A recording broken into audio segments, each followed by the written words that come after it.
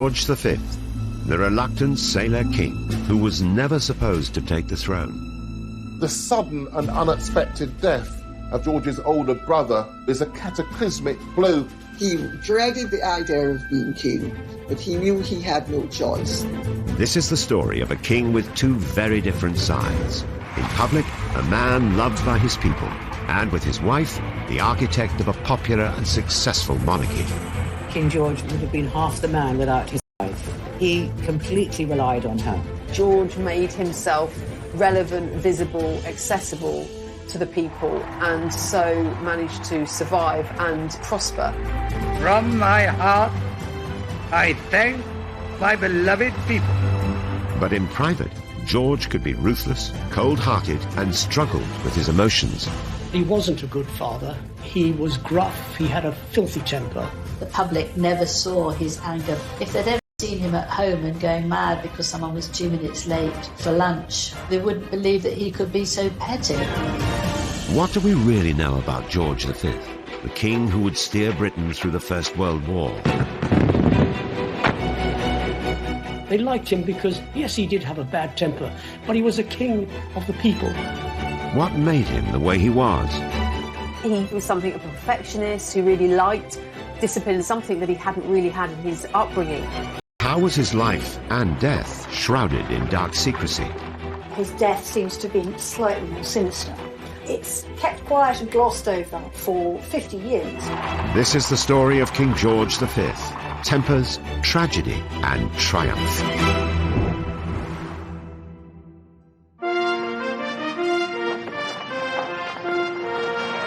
June 22nd, 1911.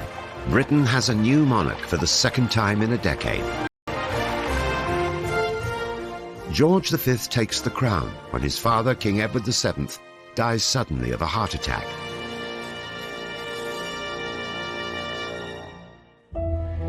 Reigning in the shadow of his formidable grandmother, Queen Victoria, George V would take 20th century Britain back to austere Victorian principles. Yet behind the scenes, George is filled with anxiety at the prospect of becoming king. Writing his fears in his diary, "May God give me strength and guidance in the heavy task which has fallen on me." George was dreading becoming king. He really did not want this great responsibility. I think the whole idea of having to go out into public and talk to the world is just the worst thing he can imagine. George V grew up on a beautiful, enormous rural estate in Norfolk called Sandringham. The house which he grew up in had all the kind of most modern mod cons, and around it were miles and miles of land on which his father shot birds and beasts. George was a very boisterous little boy. He adored his older brother, and they would play together non-stop. They were very, very bonded. George was the spare to his brother who was the heir, and so he wasn't brought up with any expectation that he would one day become king himself. Family life was unconventional. The playboy lifestyle of George's father was a constant strain on his mother, Alexandra. Edward had started to have affairs once Alexandra started to have children, and she couldn't really keep up with his very active social life. They did not have such a close, intimate relationship that she could actually rely upon him, because he was too busy off and about every day with his various girlfriends. His father's antics would play a huge role in shaping George's values and personality. Queen Victoria was not amused by Edward's behavior or the way her grandchildren were being brought up. They just had this sort of band of children, and they just did what they liked. Queen Victoria was very much a hands-on mother, wife and grandmother. She would tell them off for their very bad behaviour, and she didn't like to see them very much because she couldn't stand the noise. Queen Victoria took charge when it came to the children's education. She appointed clergyman and strict disciplinarian John Dalton as their tutor. Queen Victoria was determined that the heir and the spare to the throne would not turn out the way her son, their father, had turned out. There was a reason why Albert and George were schooled together, which is that Albert was not very bright, so he is going to need the support of his younger brother George. But both George and his brother struggled with their studies. His frustrations would often lead to explosive outbursts, a side of George that would come to define his behaviour in years to come. Because his brother was so much worse than him, George looked the brighter of the two, but he also had a really bad temper. And this, if there's something he didn't understand or couldn't do, he could really scream and shout. After 6 years of homeschooling, the brothers showed little progress. When George was 12, he and Albert were sent away to become naval cadets. It was the first time they'd been thrust into the company of other boys, and George found it very, very difficult. He'd been bullied because he was the smallest. He was sort of regarded as different because, of course, he was a prince. They had to really learn to stand up for themselves. So I suppose it was psychologically a good training for the rest of their lives. In 1879, as part of their training, the young princes set sail aboard HMS Bacant on a tour of the Empire. They were thrown together with ordinary seamen. They were midshipmen, and they did what midshipmen do, and that's really all the dirty stuff. Soon after the tour ended, the brothers were split up. Albert was sent to Cambridge in preparation for his life as king. George was without his brother and best friend for the first time. This was one of the sort of key moments in George's life, and so this separation hit him hard. George was left to continue his career in the Navy. The Navy really was where George found his feet. He was something of a perfectionist who really liked discipline, something that he hadn't really had in his upbringing. He really loved this, and it really shaped him as a man. He did all sorts of jobs. He's sort of sluicing out the latrines, helping on the mess deck. He was expected to do everything. There was no quarter just because he happened to be the son of the Prince of Wales and the grandson of Queen Victoria. So George learnt the hard way, and it probably stood him in good stead. He was very proud of being a naval man. Where it was invaluable was that it gave him the common touch in a way that no other royal prince of Britain had ever had before. But in 1892, tragedy struck. George's brother Albert died of influenza. A grieving George was utterly devastated. The sudden and unexpected death of George's older brother was a cataclysmic blow for George. They sort of helped each other, what each one made up for the other's weaknesses. George, quite dramatically, very much out of the blue, has to withdraw from the Navy. His whole future, his whole life had been thrown up in the air. George's sadness at his brother's death was compounded by the fear of one day becoming king. It was devastating because he'd always regarded him as the person who sheltered him from the need to do any of the things that a king did. George was given a title by Queen Victoria, Duke of York.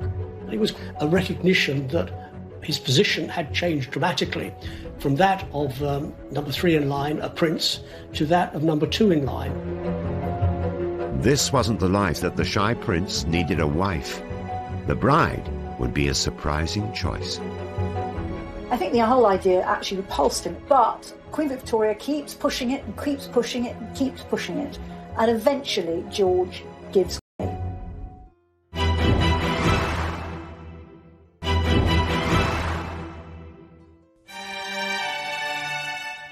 In 1892, as George was still coming to terms with the sudden death of his brother and the idea of one day becoming king, his grandmother, Queen Victoria, was busy finding him a wife. The next thing that happens is that Queen Victoria says, we have to get George married, and I have this perfect candidate. Queen Victoria had chosen Princess Mary of Teck to be Albert's bride and Britain's future queen. She had a fine sense of duty, and she had great reverence for the crown. In Queen Victoria's eyes, manna from heaven. Perhaps unsurprisingly, George wasn't sold on the idea of marrying his dead brother's fiancée. But Queen Victoria had made her decision and was not one to be disobeyed. I think the whole idea actually repulsed him, but Queen Victoria keeps pushing it and keeps pushing it and keeps pushing it, and eventually George gives way. He didn't really feel very strongly for her, but he did what his grandmother told him to do. George constantly struggled with his emotions, and although he and Mary did eventually fall in love, they found it hard to express their feelings. There are numerous letters where they articulate how fond they are of each other, but that they couldn't actually say it in person. George found it very difficult to express his adoration in words, vocally, and therefore he wrote a lot of notes. In fact, they wrote a lot of notes to each other, almost love letters. The couple were married at St. James's Palace in the summer of 1893 and began a modest life together on the Sandringham estate. It was remarkably sort of austere, but it was exactly where they felt most comfortable and where they could live their life really as a sort of county gentry family rather than as heirs to the throne. George didn't like grandeur. He didn't like fuss.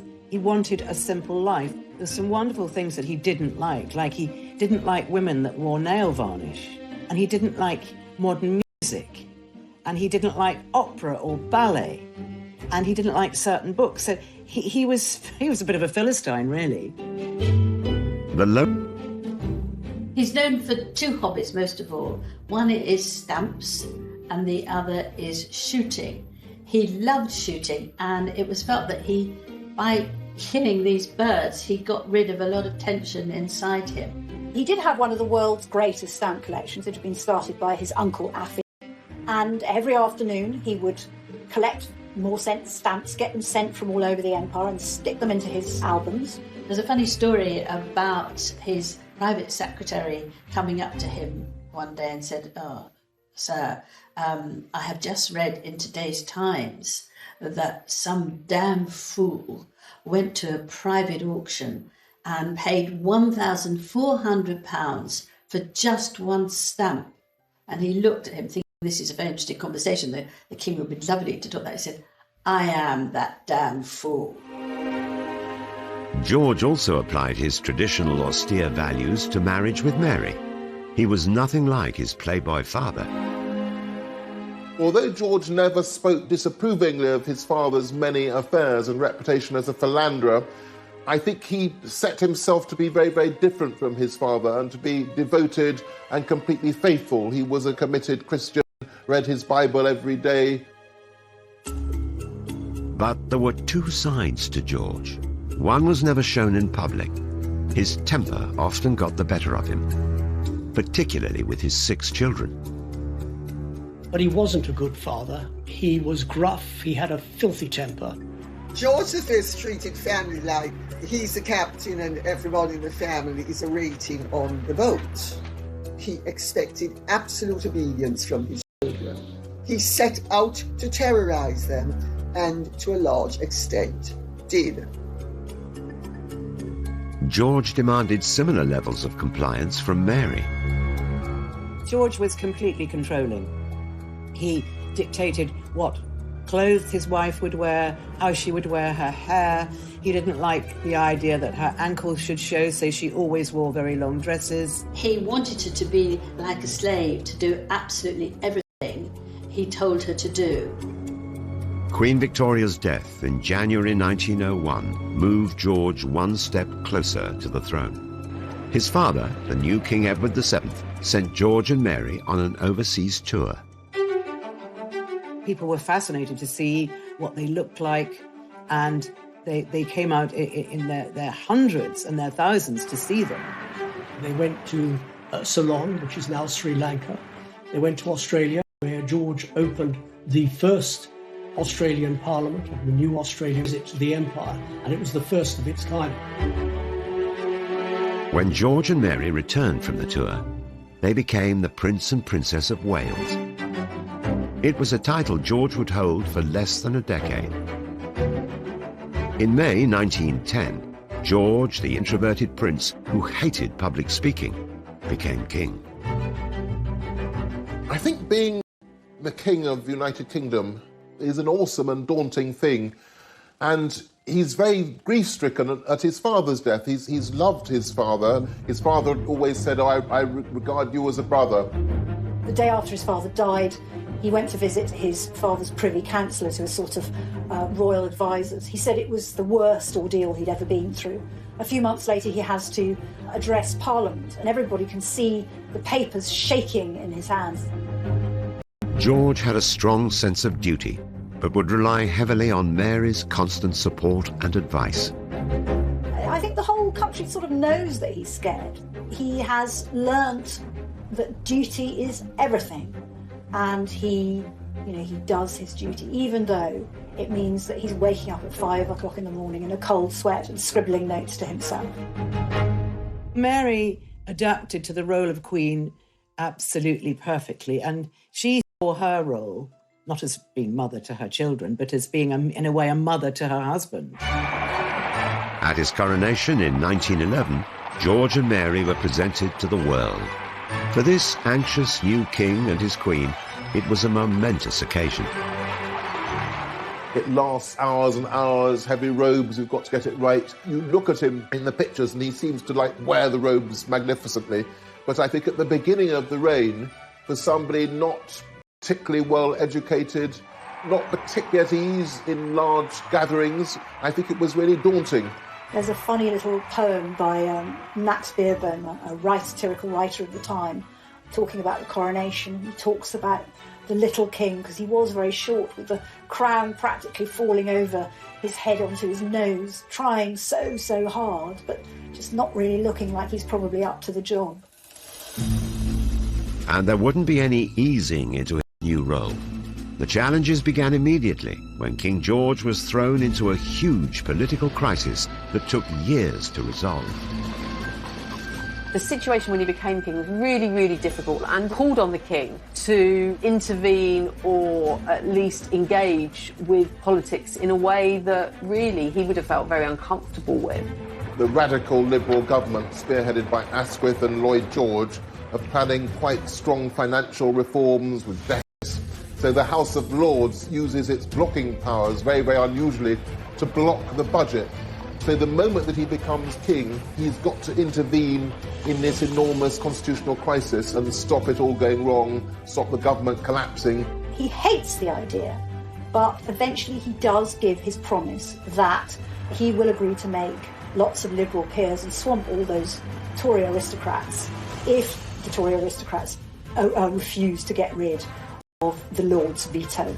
The fact that George V was prepared to do this shows that he was going to realign the monarchy so that the monarchy would be attached to the more ordinary elements and the non-hereditary elements of British society.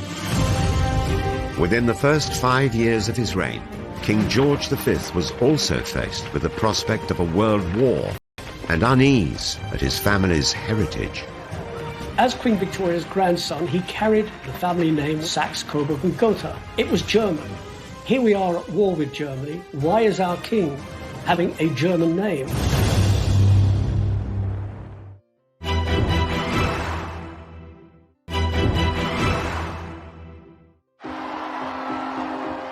In 1914, King George faced the biggest challenge of his reign.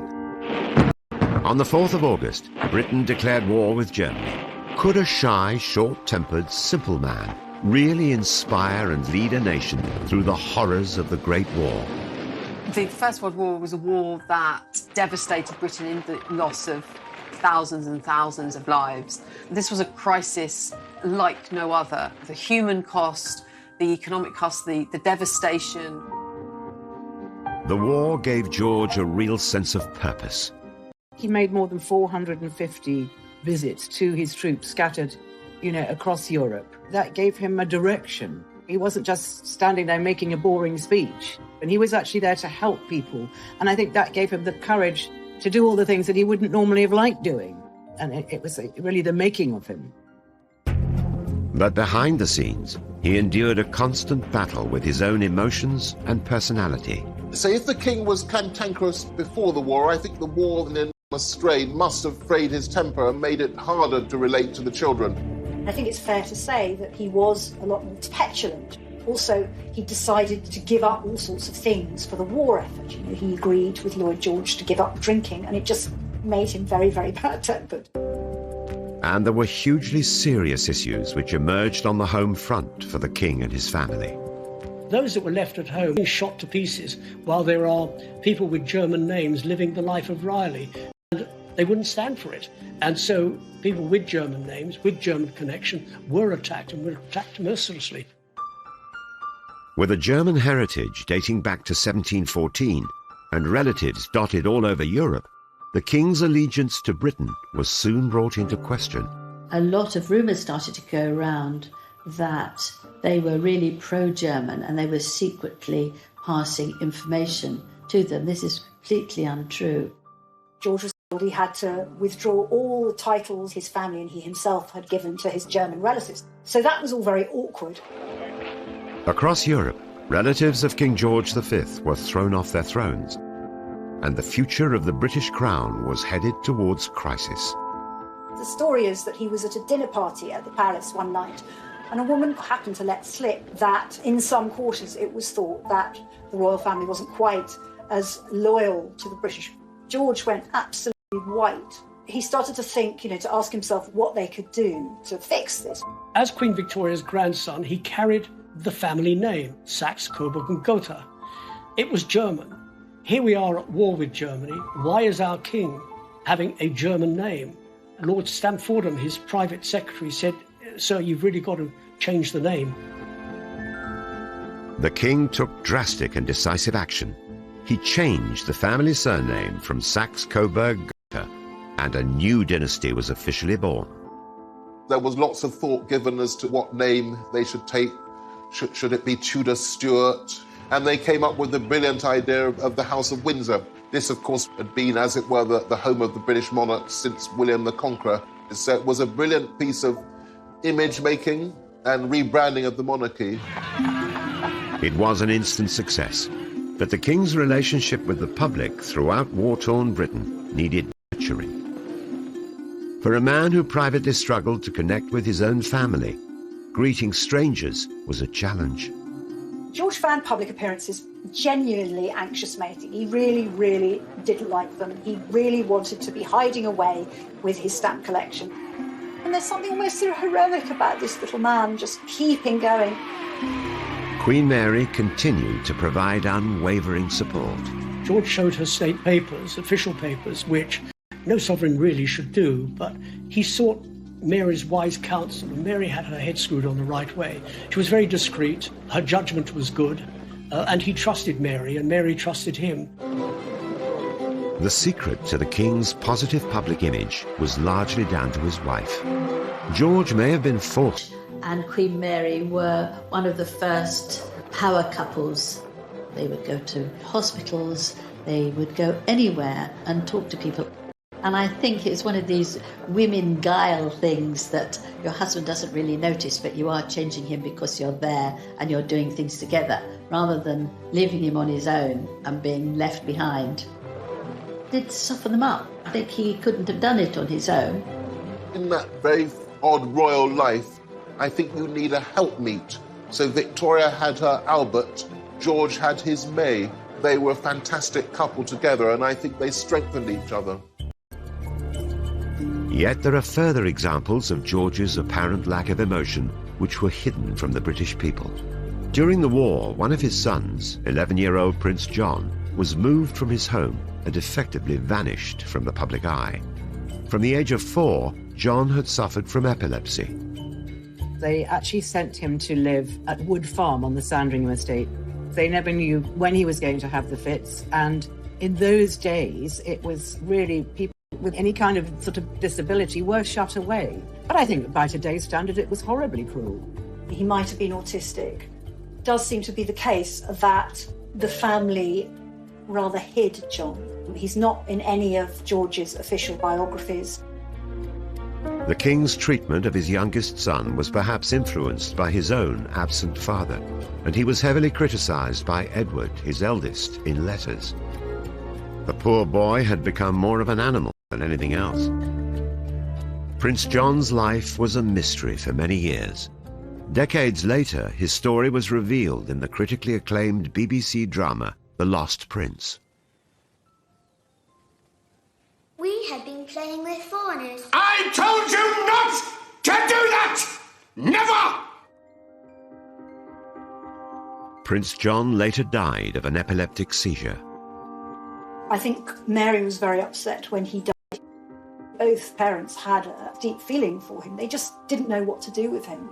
And they were both kind of very bad at showing emotion. By 1917, the popularity of the crown was soaring, but King George's heritage came back to haunt him in the form of his cousin, Tsar Nicholas II of Russia. George would have said that one of his closest friends was his first cousin, Tsar Nicholas II of Russia. And as kids, they had met on family holidays in Denmark. They were very similar. They were very shy. Neither of them really wanted to be monarchs.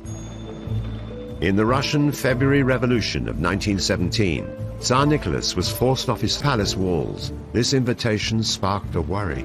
For some extraordinary reason, George decided it would be a really, really bad idea if they were given asylum. And he felt that their presence in this country would provoke a possible revolution. The government didn't think that. They were quite happy to send a warship and collect them. The offer of asylum was withdrawn, and King George seemed to be at the heart of the controversial decision. George agreed that Nicholas and Alexandra could not come to the United Kingdom, and it was up to Stamfordham to tell the government that the king was not happy for it to happen.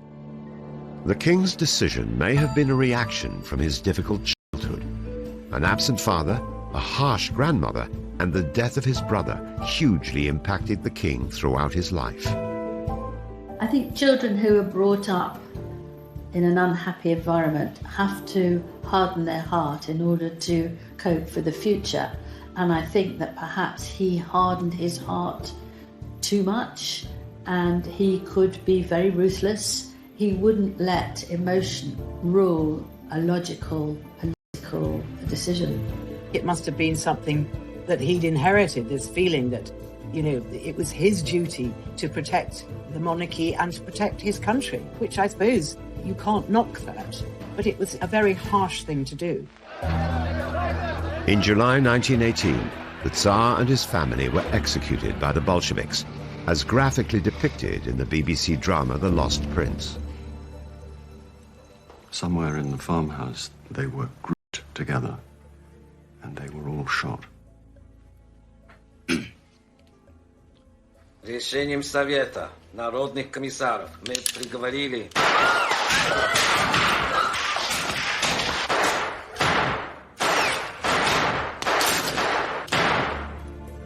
Nicholas never knew that it was George. He always thought that it was the British government who refused to rescue him and his family, and he went to his death that all the way through.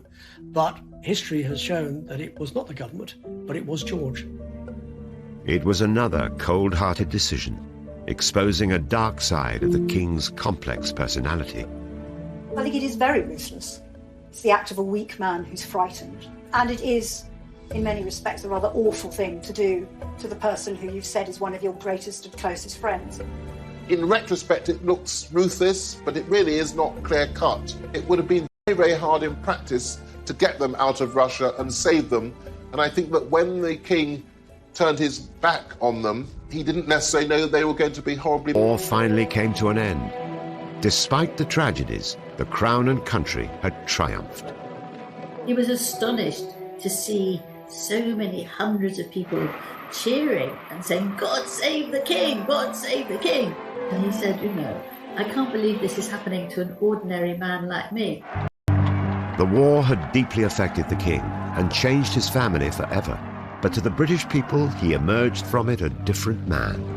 If you look at him very carefully in all the photographs, he had the saddest eyes you could imagine. for many years until after the war, when they soften. He's changed and he doesn't feel so negatively about himself. However, behind closed doors, the king's fiery temperament had far from softened, especially with his eldest son and heir to the throne. I mean, George saw the way he was behaving and really sort of metaphorically threw his hands up and thought, God help the monarchy when he becomes king. And is there one final sensational secret about George V's death? His death seems to have been slightly sinister. It's kept quiet and glossed over for 50 years.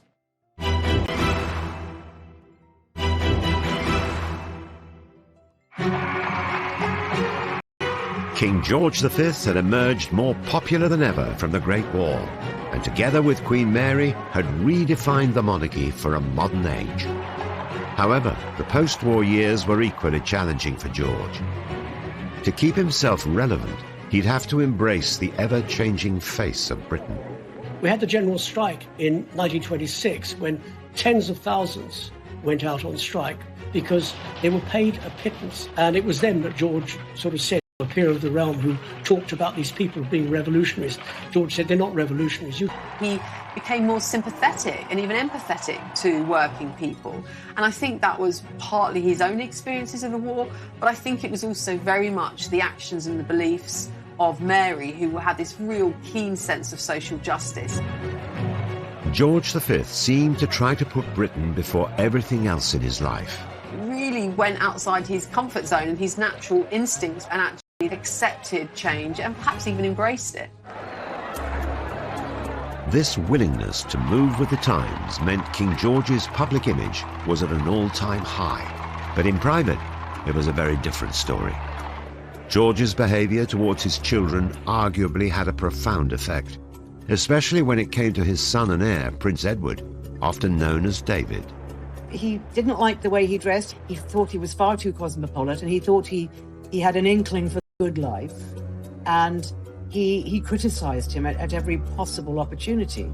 He complains endlessly about his dad. I mean, he's furious with him. He complains that he's a tyrant, that his rages are endless and unfair. And he also, I think, he resents him terribly for having been, rude and bullying to his mother as well.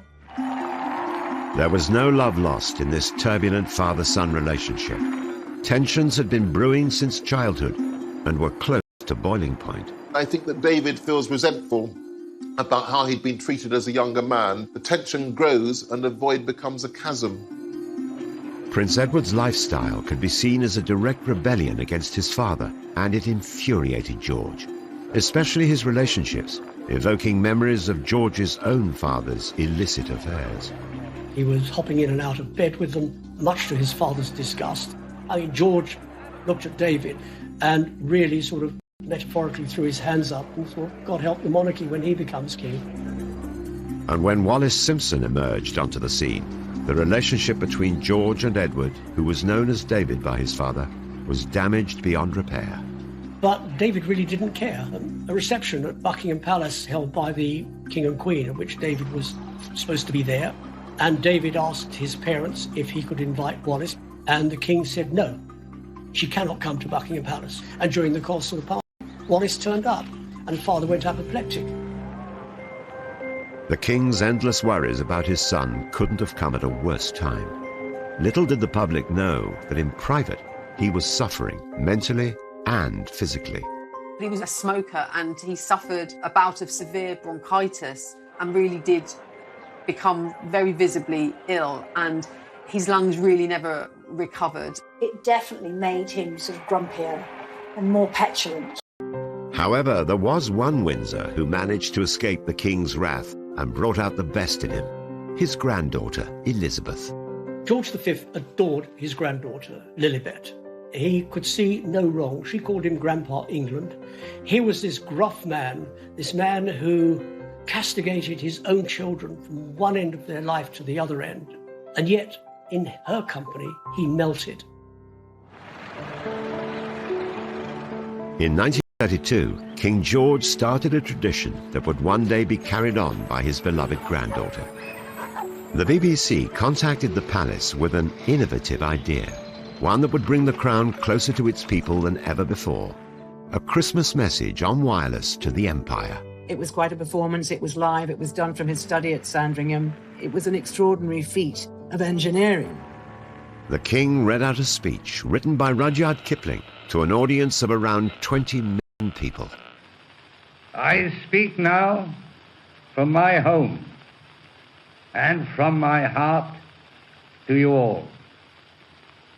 To men and women so cut off by the snows, the desert, or the sea, that only voices out of the air can reach them. People really, really like it. It's a huge success. So it begins the tradition whereby the monarch of the day makes an address on Christmas Day. In 1935, George's devotion and duty to his people was celebrated on the streets for the King's Silver Jubilee. How could I fail to be most deeply moved? Words cannot express my thoughts and feelings. I can only say to you, my very dear people, that the Queen and I thank you from the depth of our hearts. And it really is a zenith for him. He says at the end of that particular day, maybe they like me for myself. George actually, at the essence, was actually quite a modest, humble and simple man. He was doing his duty just as he'd done in the Navy. So I think he was a bit surprised to see how much he was genuinely loved. At the start of the following year, the King's health was rapidly declining. His life was placed in the hands of his doctor, Lord Dawson. He fell ill with a cold, and after 5 days, he was still bedridden. And he was obviously going. The King died, aged 70. But for many years, what happened? It's kept quiet and glossed over for 50 years. In 1986, Lord Dawson's diary was released from the Royal Archives, and a sensational secret was finally revealed. About 11 o'clock, it was evident that the last stage might endure for many hours. Dawson later writes, "I therefore decided to determine the end and injected 3/4 of a grain of morphine and shortly afterwards 1 grain of cocaine into the distended jugular vein." Mary, she was certainly not somebody who would condone for a moment euthanasia. She was highly religious, and she said neither one thing nor another, but she let her feelings be known. They also manipulated it so that he would die just before midnight, so that his death would make the front page of the Times the following day, and that was the King's favourite newspaper.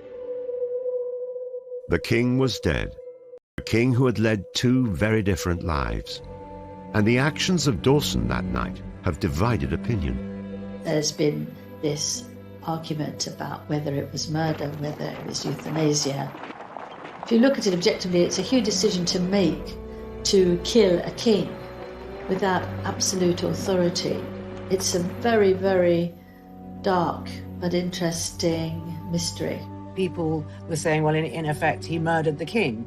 You know, this is a very controversial subject these days. But then I think that the medical team certainly had more power than they would have today. Was it the right thing to do? It is not for us to judge. But would the king have survived? The answer is probably not. Would he have suffered? Undoubtedly, yes. King George V was a monarch like no other, a king who kept his emotions secret, his true self hidden. The public never saw his anger. If they'd ever seen him at home and going mad because someone was 2 minutes late for lunch, they wouldn't believe that he could be so petty. But it just shows you that we're all a very peculiar combination. Much of the behind-the-scenes George V has only emerged in biographies after his death. So he might have had a fairly perfect image when he died, but the reality was not quite that. Despite his problems and his private tragedies, the public reign of King George V was a triumph. He strengthened the crown at a time when other monarchies were crumbling. and brought stability to Britain. He was a king who seemed to put Britain and his sense of duty before his family and even before his own happiness. And so managed to survive and prosper. So he gave the family a name, and he gave the family continuity, and he gave the family respect. Respect that it has earned out in the great wide world.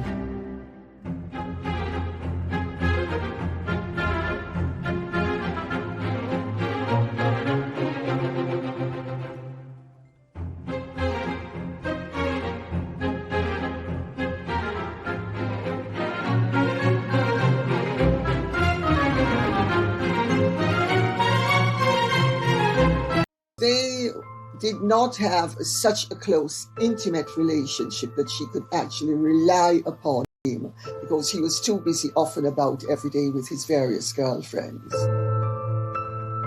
His father's antics would play a huge role in shaping George's values and personality. Queen Victoria was not amused by Edward's behaviour or the way her grandchildren were being brought up.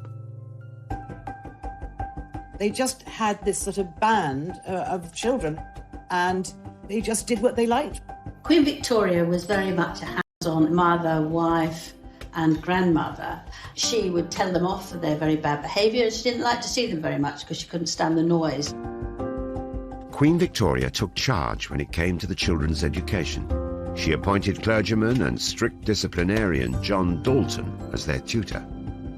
Queen Victoria was determined that the heir and the spare to the throne would not turn out the way her son, their father, had turned out. There was a reason why Albert and George were schooled together, which is that Albert was not very bright, so he is going to need the support of his younger brother George. But both George and his brother struggled with their studies. His frustrations would often lead to explosive outbursts, a side of George that would come to define his behaviour in years to come. Because his brother was so much worse than him, George looked the brighter of the two, but he also had a really bad temper. And this, you know, if there's something he didn't understand or couldn't do, he could really scream and shout. After 6 years of homeschooling, the brothers showed little progress. When George was 12, he and Albert were sent away to become naval cadets. It was the first